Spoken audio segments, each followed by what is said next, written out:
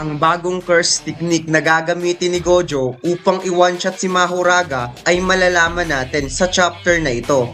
At masasaksihan din natin ang tatlo laban sa isa dahil nagpalabas si Sukuna ng panibagong Shikigami upang makapag-focus sa naka-off na Infinity ni Gojo habang inaatake ni Mahuraga. At ang piercing blood pose ni Sukuna na ikinagulat talaga ni Chozo kung paano ito nagagawa ng King of Curses. Ang lahat ng yan ay ating pag-uusapan sa chapter na ito. Kaya huwag mo sanang kalimutang mag-like, comment at mag-subscribe sa ating YouTube channel dahil magsisimula na tayo mga Lods. Sa huling chapter ay nasaksihan natin ang napakatinding laban na nagpatulog kay Sukuna nang nahuli siya sa kamao ni Gojo na may kasamang Black Flash. Subalit ang kapalit naman nito ay na fully adapt ni Mahuraga ang Infinity at nakapag-unleash kaagad ito ng slashing attack sa katawan ni Gojo. Kaya sa pagsisimula ng chapter ay makikitang parang na out of balance si Gojo dahil sa ginawang slashing attack ni Mahuraga. So ito na nga mga Lods, 100% na na-adapt na ni Mahuraga ang Infinity at ngayon si Gojo ay nasa panganib na sitwasyon habang ang kanyang tatlong estudyante na sina Yuta, Yuji at Hakari ay sobrang nag-aalala sa kalagayan ngayon ng kanilang sensei. Sinabi ni Yuji na hindi pa daw tapos dahil kahit na-adapt na ni Mahuraga ang Infinity ay sigurado siyang may iba pang paraan upang magawang talunin ni Gojo si Sukuna kahit andyan pa si Mahuraga. At mayroon pang ibang curse technique si Gojo na pwede niyang gamitin. Besides that, kaya namang pagalingin ni Gojo Sensei ang kanyang sarili. Habang si Shoko ay pinagpapawisan sa sobrang pag-aalala sa sitwasyon ngayon ni Gojo at sinabing ang healing process daw ngayon ni Gojo ay bumabagal. Kahit nakakagamit daw ito ng reverse curse technique ay mababa naman daw ang output nito since kaya pa naman makapag-activate ni Gojo ng reversal red. Sa sobrang pag-aalala ni Shoko mga Lods ay nakaubo siya ng maraming sigarilyo. Hindi niya namalayan na nagkakalat na pala siya sa sobrang worry niya kay Gojo at humingi siya ng sorry dahil dito. Dagdag pa ni Shoko na ang nangyari daw ngayon ni Gojo ay maihahalin tulad daw sa nangyari kay Sukuna noong nakatanggap ito ng damage sa utak. At heto na nga mga Lods, Asta Katana Design, 6-Eye Gojo, Ryumin Sukuna, bestseller sa TikTok Shop at Shopee. Naka DTF printing yan mga Lods kaya napakatingkad ng kulay at matibay ang t-shirt natin. Makapal dahil 200 GSM yan mga Lods. T-shirt pa lang, quality guarantee na kaagad. Yung link nasa description.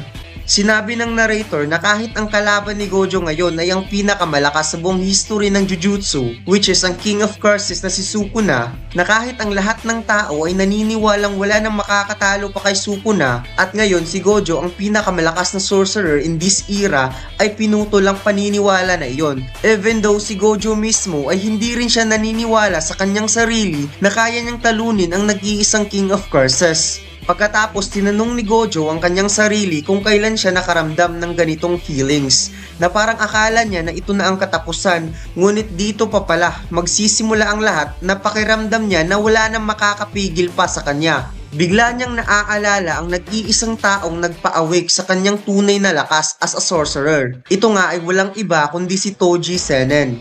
Sinabi ng narrator, however, as a sign sa papalapit na pagkatalo ay mas lalong nagiging mas masarap sa pakiramdam at nagiging ganap daw ang pagiging alpha ni Gojo. Dagdag pa ng narrator na ang pagiging loneliness daw ni Gojo na parang ang ibig niyang sabihin dito noong nakakulong si Gojo sa prison realm ay ang pumupuno sa kanya ngayon. Dahil wika pa ni Gojo noong nakakulong daw siya sa loob ng prison realm ay sobrang busy niya na parang natapos lang ng isang kisap mata ang isang linggo ng nag-iisa.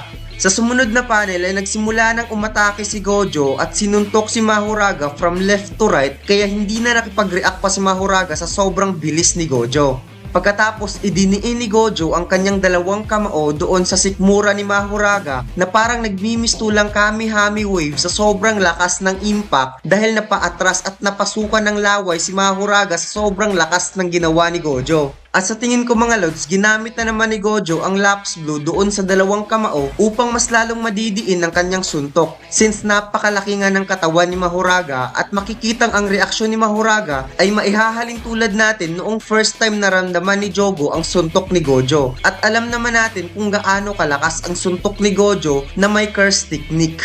Habang hindi pa nakapag-recover si Mahuraga ay biglang binanggit ni Gojo ang tatlong salita at ito nga ay ang Face, Haramitsu at Pillar of Light.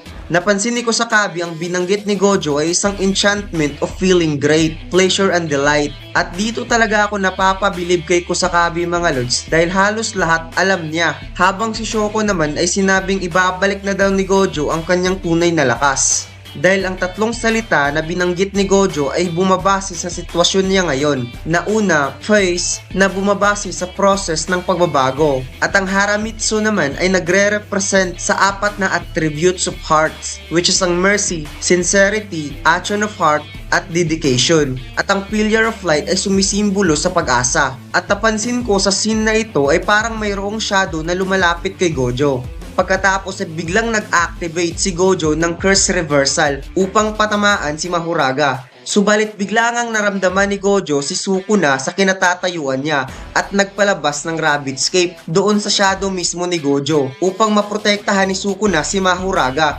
Kaya instead na ituon ni Gojo ang kanyang red doon kay Mahuraga ay itinutok ito sa kanyang sariling shadow kung saan feel niya doon nagtatago si Sukuna. Sinabi ni Gojo na mukhang effective daw ang Black Flash laban kay Sukuna dahil hanggang ngayon ay nagtatago pa din ito sa loob ng shadow at nagpapahinga. Pagkatapos pinakawalan ni Gojo ang red doon sa sarili niyang shadow kaya wasak ang halos apat na palapag dahil tumagos yung red doon sa floor at hindi pumasok doon mismo sa shadow kung saan nagtatago si Sukuna. Ang sumunod na scene ay makikitang naghahabulan si Gojo at Mahuraga at bigla namang sumalubong si Sukuna. Napaisip si Gojo na ginagamit ni Sukuna si Mahuraga upang gawing pang-opensa since na-adapt nito ang Infinity. Kaya pinoprotektahan niya ito upang hindi niya magawang ma-destroy. At habang nagkakaroon ng opportunity si Mahuraga na umatake ay dito naman magsisimulang mag-strike si Sukuna. Biglang ibinato ni Sukuna ang fire extinguisher kay Gojo upang makapag-create ng smoke screen na makikitang hindi nakalapit dahil sa Infinity at nawasak ang fire extinguisher. Agad nag-sneak attack si Mahuraga sa itaas at kaagad naman itong napansin ni Gojo. Habang si Sukuna mga lods ay biglang nag-post ng isang familiar na atake at nagulat nga si Chozo sa ginawa ni Sukuna dahil nag-hand pose ito ng Piercing Blood. Subalit hindi dugo ang lumabas sa Piercing Blood pose ni Sukuna mga lods kundi tubig from Max Elephant. At napansin kong may bakas talagang naiwan sa katawan ni Sukuna sa ginawang Black Flash ni Gojo. At tumagos ang bakas na iyon since ang Reversal Red ay nasa likod ni Sukuna. Habang inaatake ni Mahuraga si Gojo ay papalapit naman yung atake ni Sukuna since naka-off yung Infinity ni Gojo sa pagkakataon na ito dahil inatake siya ni Mahuraga kaya nakapag-take ng damage yung atake ni Sukuna kay Gojo gamit ang kanyang Piercing Water from Max Elephant. Buti na lang ay nagawang masalag ni Gojo using his forearms habang nakadepensa kay Mahuraga. At dito talaga magagamit ni Gojo ang kanyang 6 eye sa mga hindi mapigil hiningang sitwasyon. Katulad nito na pinagtutulungan siya ng dalawang halimaw sa lakas, ang King of Curses at ang Divine General na kayang mag-adapt sa kahit anong pinomena. Habang natamaan si Gojo sa atake ni Sukuna, bigla namang nag-slash si Mahuraga, subalit agad naman itong nailaga ni Gojo. Napaisip si Gojo na hindi lang pala ang pagprotekta ni Mahuraga ang ginagawa ni Sukuna. Dahil kapag naka-off yung Infinity, dahil sa ginawang pag-atake ni Mahuraga ay dito naman biglang aatake si Sukuna. At na-realize ni Gojo na mukhang 2 versus 1 ang nangyayaring laban. At napatanong si Gojo sa kanyang sarili na sa kung papaanong paraan daw nagagamit ni Sukuna ang ability ng isang Shikigami na hindi sinusummon. At ang Piercing Blood pa talaga ang ginagamit habang ginagawa ang ability ng Max Elephant. Kaya napasabi si Gojo na mas skilled talaga si Sukuna kaysa sa kanya. Dagdag pa ni Gojo na ang shrine at ang 10 shadows ay hindi pwedeng pagsabayin unless kung nagdagdag si Sukuna ng effect doon sa domain externally. At ang rason kung bakit nagsimula ng gumamit si Sukuna ng ibang Shikigami, ito ay dahil mas dumami ang resources nito pagkatapos ma-adapt ni Mahuraga ang Infinity. Dahil kung iisipin, pwede talagang magpalabas si Sukuna ng iba pang Shikigami upang hindi na siya mahihirapan pang talunin si Gojo. Subalit hindi nga ganun kasimple na talunin ang the strongest sorcerer. Dagdag pa ni Gojo na patungkol naman sa pag-adapt ng kanyang red ay medyo mahabang oras pa bago nila ito ma-adapt kaysa sa ibang curse technique. Kaya para kay Gojo, ang pinakamagandang plano ay mas mabuting uunahin niyang wasakin si Mahuraga. Pagkatapos habang nakatitig at nag-iisip si Gojo sa kanyang plano, biglang nag-activate si Sukuna ng 10 Shadows Curse Technique. At sinabing hanggang ngayon ay hindi pa rin daw naiintindihan ni Gojo na hindi ito dalawa laban sa isa. At tinawag ang Shikigami na si Noe Totality, na parang ang nakikita natin ngayon na isang full power version ni Noe mga lods. Since nakita natin ang evolution ni Noe simula noong nakuha ni Sukuna ang katawan ni Megumi as a new vessel.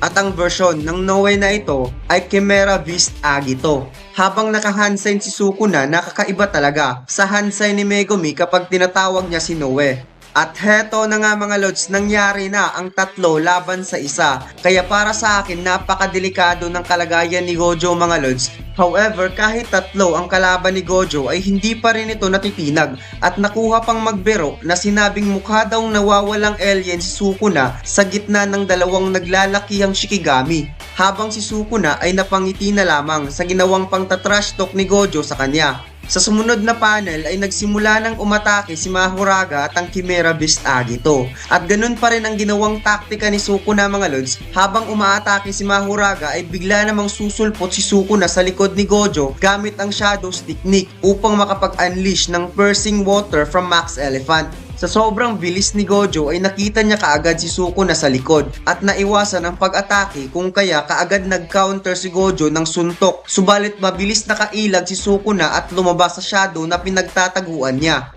Mabilis umatake si Mahoraga at Noe habang hindi pa prepare si Gojo, subalit hindi pa rin tumama ang atake ng dalawang Shikigami sa sobrang bilis ni Gojo. However, sa pagkakataon na ito ay nagkasalubong ang dalawang Shikigami dahil sa mabilis niyang pag-iwas. Pagkatapos tinik advantage ni Gojo ang pagkakataon na ito at muli itong nag-activate ng Reversal Red upang patamaan si Mahoraga. Subalit napakababa nga ng output nito kaya hindi ito tumalab kay Mahoraga since yung Reversal Red ay nangangailangan ng ilang segundong charges bago pakawalan. Napaisip si Gojo na kailangan talaga niyang unahin si Mahoraga in just one shot. Subalit nangangailangan nga siya ng ilang segundong charges. At mapapansin naman ito ni Sukuna. Dagdag pa ni Gojo na ang pag-atake na hindi nangangailangan ng ilang sandali ay mas magandang plano kaysa sa i-prioritize ang adaptation ng Reversal Red. Kaya wala daw siyang choice kundi gagamitin niya ang Unlimited Hollow Techniques at mukhang may malaking plano na gagawin si Gojo mga lods sa likod ng kanyang matamis na ngiti. Dahil sa pangalan pa lang Unlimited Hollow Techniques, plano atang pagsamahin ni Gojo ang Unlimited Void at ang Hollow Purple. At paano naman niya gagawin yun mga lods? At mukhang mas lalo talaga nating abangan sa next chapter dahil excited na akong makita ang Unlimited Hollow Techniques mga lods. I'm sure panibagong information na naman ang ating malalaman sa technique na ito. Kaya dito lang nagtatapos ang ating kwento sa chapter na ito mga lods. Kaya huwag mo sanang kalimutang mag-subscribe sa ating YouTube channel mga lods. Thank you so much. It's time to shout out mga lods.